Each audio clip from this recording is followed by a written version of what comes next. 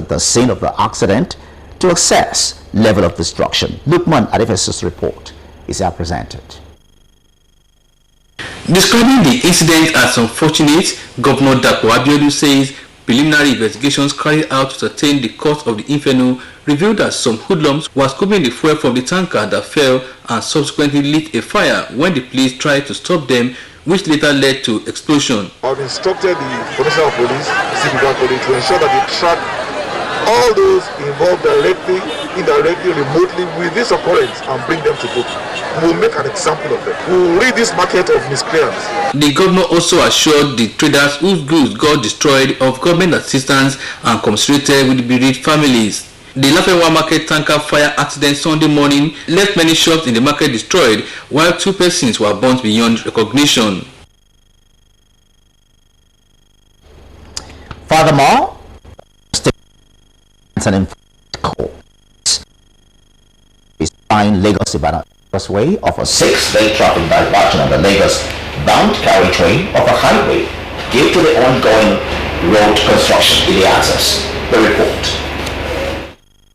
In a statement signed by the Public Relations Officer, Trace Babatunde Akibiyi, the diversion will commence from Monday, November 29, 2021, to enable the foreign road contractor handling section of the project accelerate construction work through the laying of asphalt between Arepo and Warewa, a distance of 1.5 kilometers. Against the backdrop of the traffic challenge this rerouting will have on vehicular and human traffic along the axis, the statement has that motorists can now apply some alternate routes for inbound and outbound traffic to and fro Lagos, depending on the point of entry and destination. The routes are Shagamu Interchange, Abeokuta, Ewekuru, Ifo, Songo, Iyano Paja, Ikeja, and vice versa. Benin Ore Expressway, Ijebu-Ode, Epe, Lekki, Victoria Highland, and vice versa. Benin Ore Expressway, Ijebu-Ode, Itoikin, Ikorodu, and vice versa. Shagamu Ogijo, Ikorodu, and vice versa. Trace further stated that men of the FRSC, police, and NSCDC will be strategically positioned along the diversion zones to prevent reckless and dangerous driving, route violation, indiscriminate parking, as well as deter other traffic infractions from traffic flow. The statement also seeks cooperation and understanding of the motorists plying the corridor. Ogun State has been rated the top-performing state in the ongoing mass vaccination campaign against COVID-19 in the country. According to a report by the National Primary Healthcare Development Agency, NPHDA, coming after Ogun in performance rating included Zamfara, Oyo, Osun, and Ekiti states respectively. The chart, however, indicated the names of the top 5 governors as a way of alluding the fates to the efforts put in place, with Governor Nta Abeokuta ahead of others. The chart shows that Ogun has vaccinated 3.30%, while other states trail behind. The ongoing nationwide mass vaccination campaign is targeted towards vaccinating 50% of the population to further help in the drive to curtail the pandemic in Nigeria. In a statement by the Chief Press Secretary to the Governor, Kunle Shomori, the National Primary Healthcare Development Agency's rating is a proof of the creative approach which the Abeokuta administration has brought to the table in ensuring the well-being of all Ogun residents. No fewer than 25 students of the College of Broadcasting, an affiliate of Crescent University Abeokuta, are currently participating in the first matriculation ceremony of the institution. The Executive Secretary, Broadcasting Organization of Nigeria, Dr. Yemisi Bambushe, is speaking on the matriculation lecture titled Maximizing Alternative Media for Good Governance and National Security Possibilities and Challenges at the Matriculation as the guest speaker. Kemi Olusegun reports that the establishment of the college was conceived by the Freelance and Independent Broadcasters Association of Nigeria with a view to standardizing broadcasting practice in Nigeria and by extension to enhance availability of qualified broadcasters in the media industry.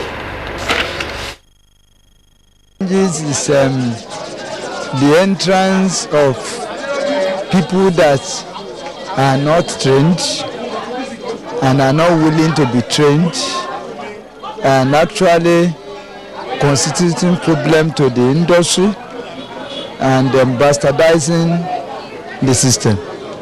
That is the challenge, the major challenges that I've been able to observe. And the way to correct it is through training.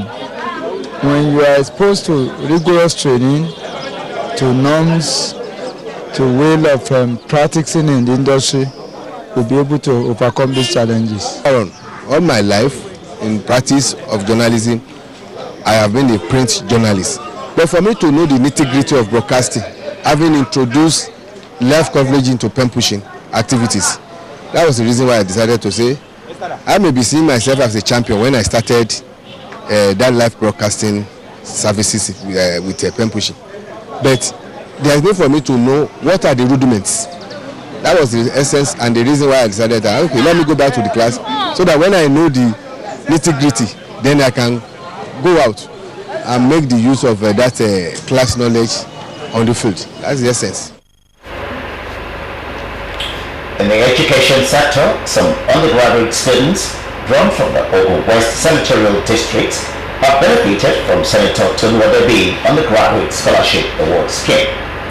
The donor, Senator Tolu Adebi, representing Ogun West Senatorial District, says the gesture is to assist the beneficiaries in achieving their educational goals without difficulty.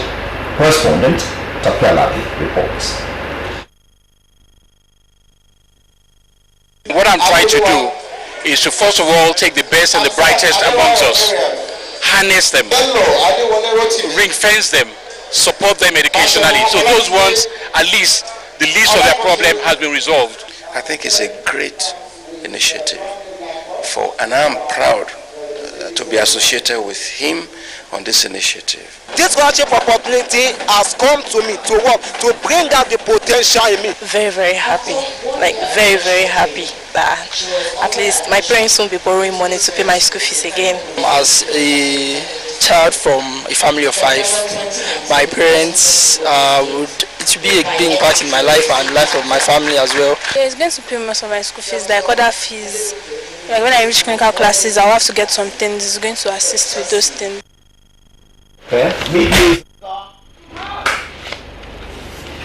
This is the news at 1 on Nta Abeokuta Channel 12. More news after this time out. Stay with us.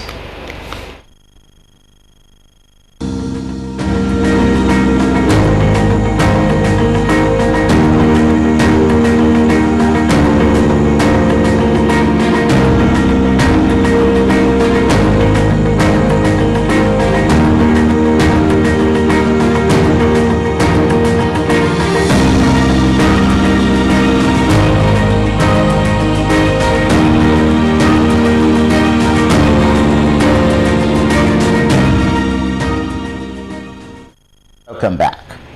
In its bid to build capacity of youths in becoming self-reliant and discourage them from chasing the white-collar job, the National Youth Service Corps, Ogun State, is inaugurating a Skills Acquisition and Entrepreneurship Development Center in Shagamu local government of Ogun State.